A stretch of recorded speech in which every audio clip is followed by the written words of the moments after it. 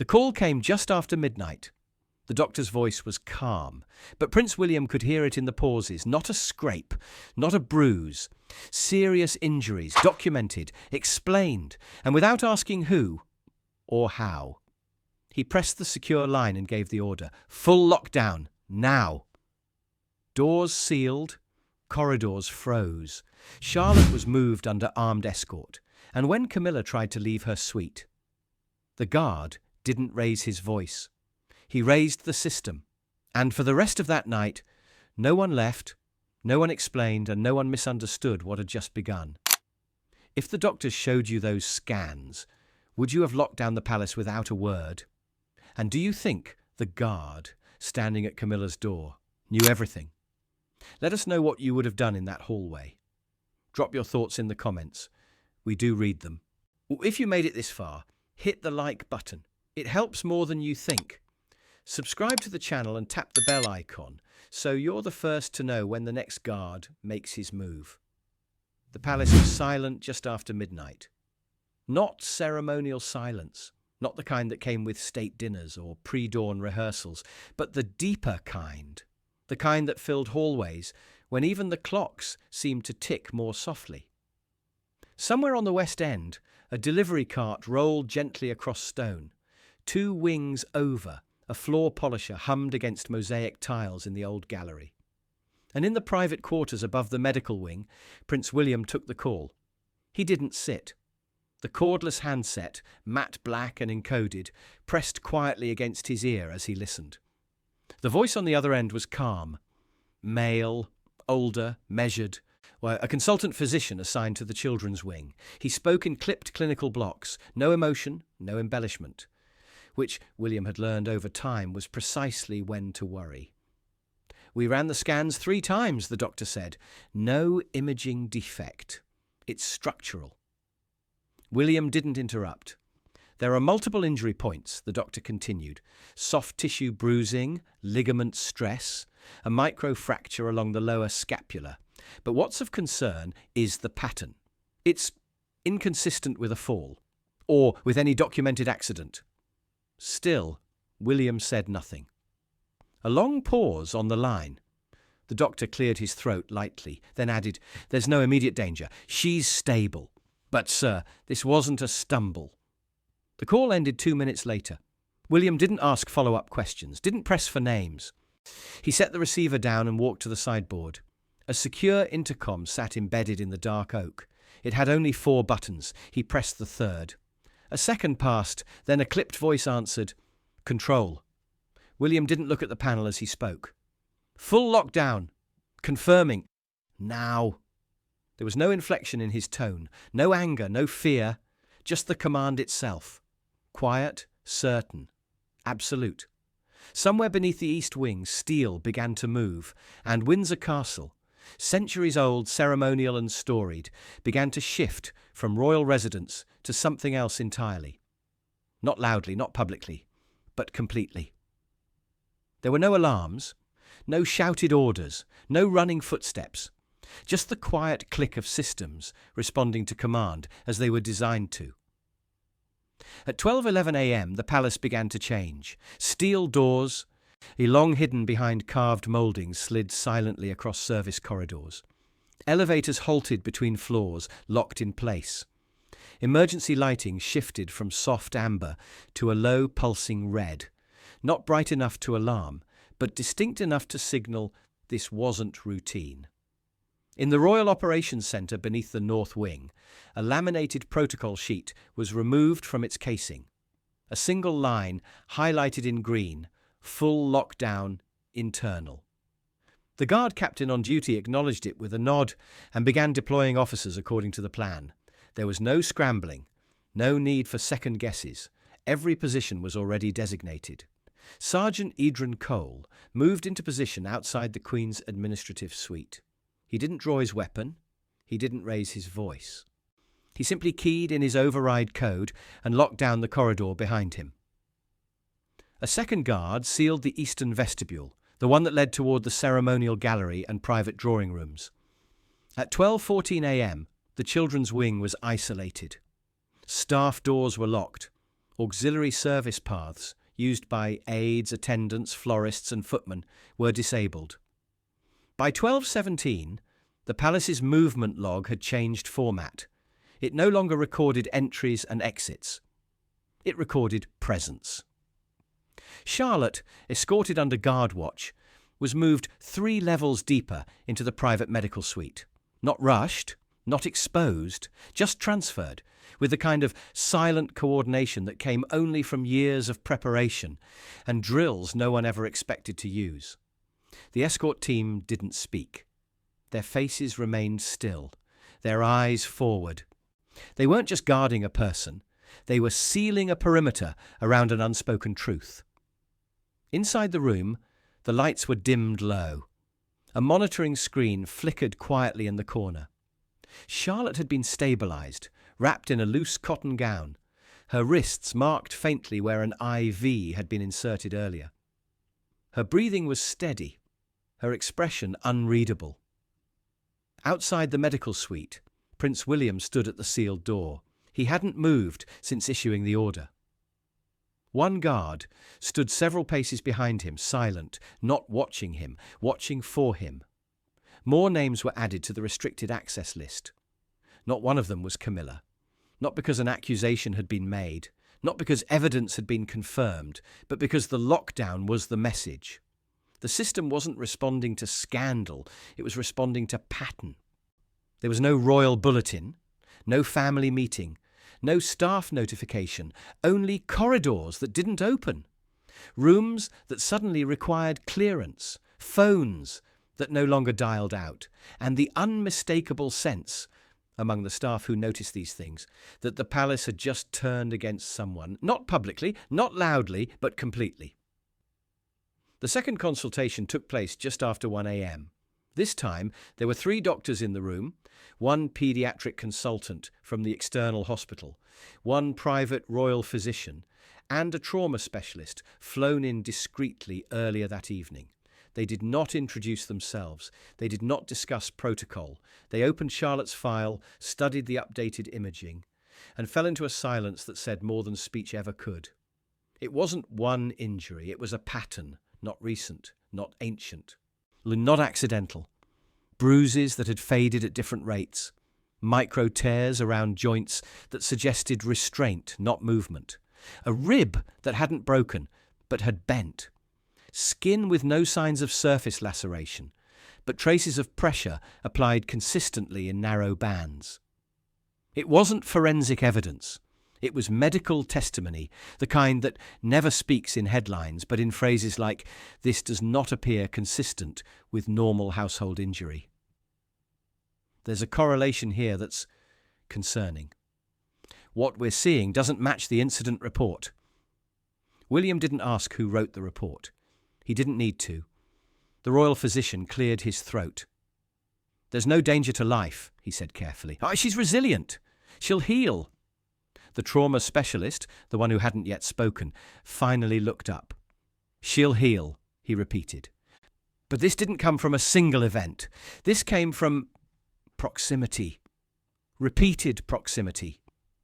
No one said the name. But for the first time, the possibility stopped hovering and began to take shape. William leaned forward slightly, elbows on his knees.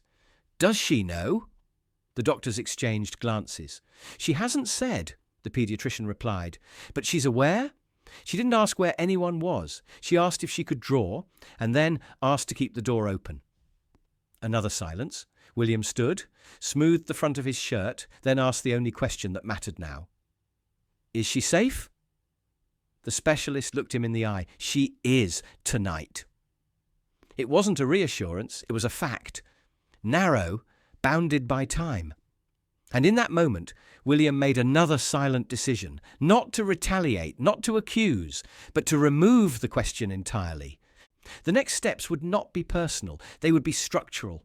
And as the doctors left the room one by one, their words lingered not in the air, but in the systems now spinning quietly to life across the palace. Injury, pattern, proximity, no accident. By 2 a.m., no one in the palace moved without permission. Corridors that once echoed with the faint sound of distant staff steps had quieted completely. Even the marble seemed to carry tension now, every footstep sounding too loud, every door a potential violation. Phones were collected, not requested, collected.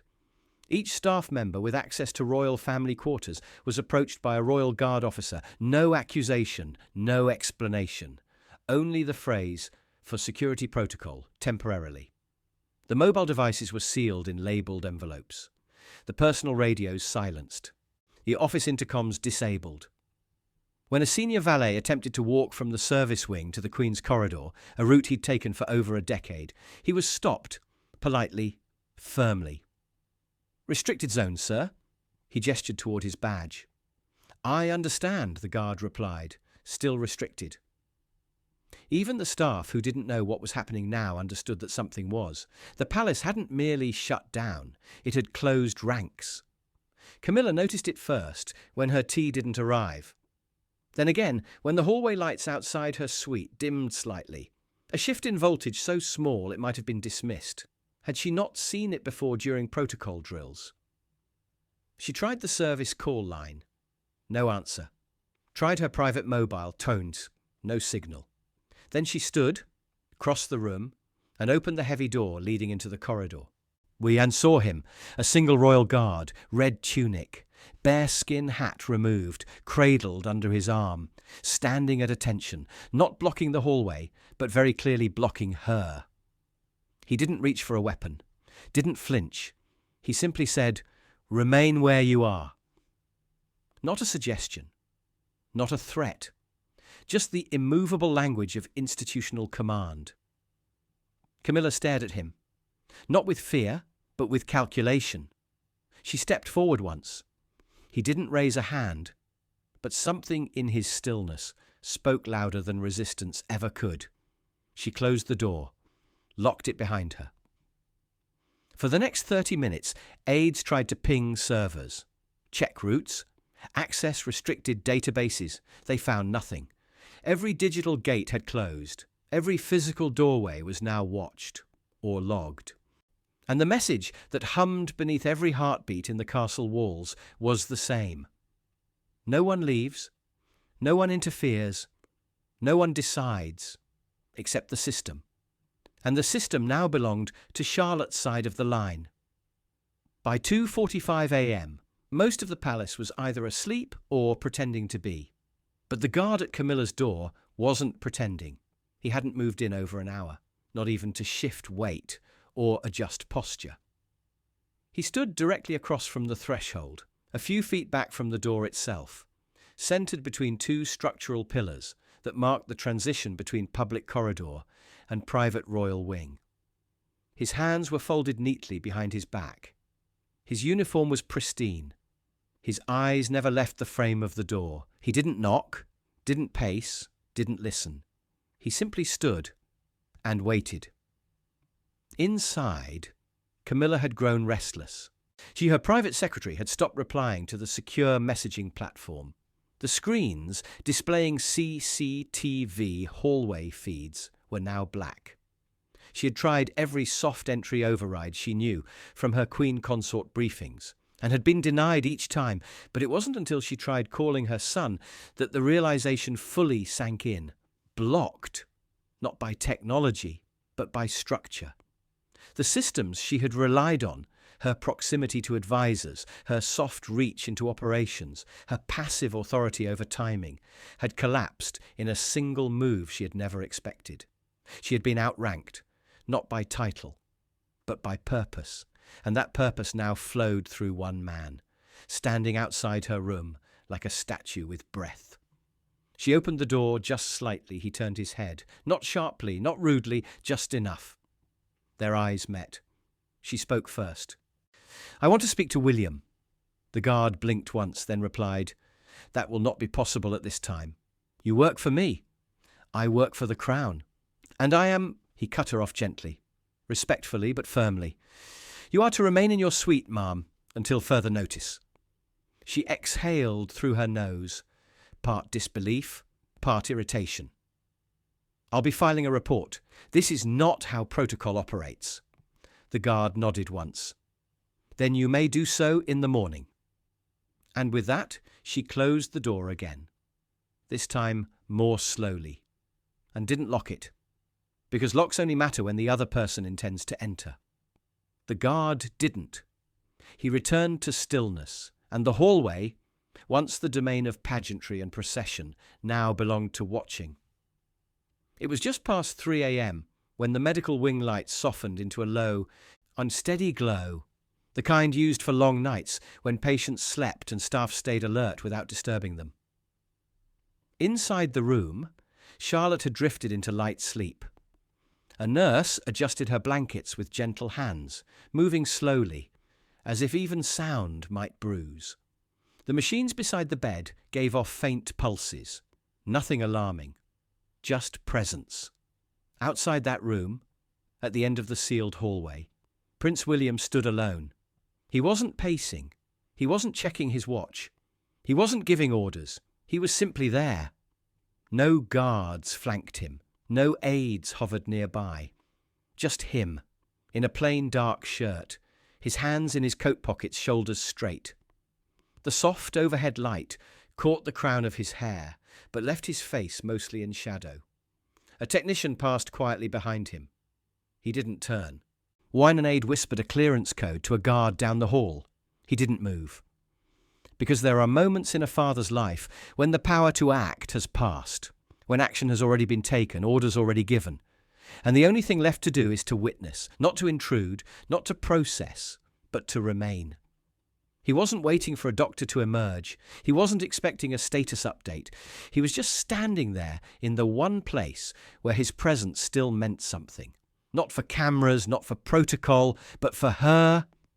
Somewhere else in the palace, others were beginning to guess what had happened. What kind of injury could prompt lockdown? Why had the Queen's quarters been sealed? Why had her name suddenly disappeared from the access roster? But none of that reached this hallway. Because no one asked William what came next. They saw his posture, not tense but anchored. They saw his stillness, not passive but aware, and they understood. This wasn't a man waiting for a situation to unfold. This was a father standing guard in the only way he now could. And in that quiet, still corridor, beneath ancient stone, behind triple-sealed doors, and there was no ceremony left, only presence. By dawn, the palace hadn't made a single statement. No press release, no leaked memo, not even a vague notice about ongoing security assessments. And yet, everyone who mattered already understood. The lockdown was still in place, but it had evolved. It wasn't just structural anymore. It had become behavioural. Kitchen staff, who normally began prep at 5:30 a.m., were escorted into the food service wing and remained there, their routes confined to a narrow corridor of movement. Fresh deliveries were accepted at the gatehouse and inspected individually by hand, the ceremonial archway cameras blinking green as boxes passed one by one through infrared scans. There were no raised voices, no chaos, just a sense, unspoken but everywhere, that something irreversible had occurred. The Crown Equerry was refused entry to the Queen's lounge suite. The Director of Royal Communications was asked to remain off-site.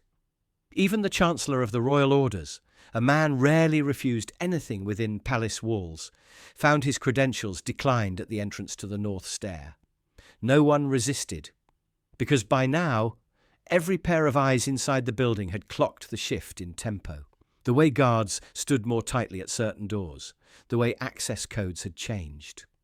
The way Charlotte's name, and for the first time, appeared on the emergency medical registry in red under a temporary classification, full security hold, ongoing medical evaluation. A phrase that didn't accuse, didn't specify, but could not be misunderstood. Even those who had questioned the lockdown hours earlier now stepped lightly.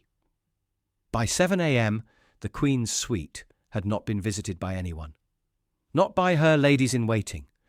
Not by Charles, not by aides, because no one wanted to be seen near that door, not until the system made its next move.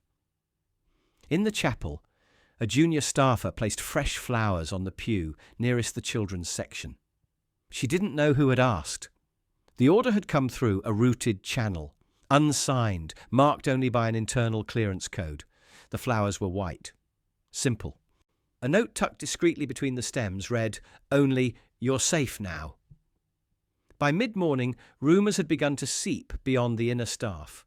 Nothing specific, no names, just a phrase repeated by those who had seen the guards reposition themselves overnight. "She's under protection." And like the stone of the palace itself, the silence held, because no one dared speak louder than the systems now moving, not in chaos, not in retaliation, but in precision. And from the Royal Medical Wing, where security was now triple-layered, the doors remained shut. But behind them, Charlotte slept, unaware, perhaps, of how much the palace had changed for her. But safe. Unmistakably safe. Would you have done the same? If the doctor showed you those scans, would you have locked down the palace without a word? And do you think the guard standing at Camilla's door knew everything? Let us know what you would have done in that hallway. Drop your thoughts in the comments. We do read them. And if this story kept you watching till now, don't forget to like the video, subscribe, and hit the bell icon so you never miss a moment when the guard moves again. Share this story with someone who still believes in silent loyalty. And while this one ends behind locked doors, our next one starts with a key being turned. So watch our other videos now, and we'll see you tomorrow, same time, with something brand new.